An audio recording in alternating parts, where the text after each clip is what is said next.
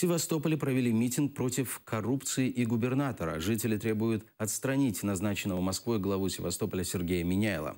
Участники акции считают, что за последние 2 года жить стало значительно хуже. Чиновники, которые реально имеют здесь власть, что мы сейчас с вами и видим.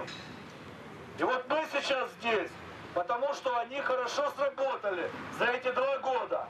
Ничего не сделали для людей, а только как минимум вдвое ухудшили жизнь людей. Мы в свое время долго бились еще при украинской власти за эти места. То на конкурсы, то какие-то ярмарки. Все. Наконец мы буквально 3 года назад добились паспортов привязки. Нам сказали, что минимум 5 лет нас будет не трогать. Мы сделали Архинова, внесли довольно немало денег. Некоторые люди до сих пор кредиты выплачивают, ценить. А теперь нам говорят, все, вы тут не нужны.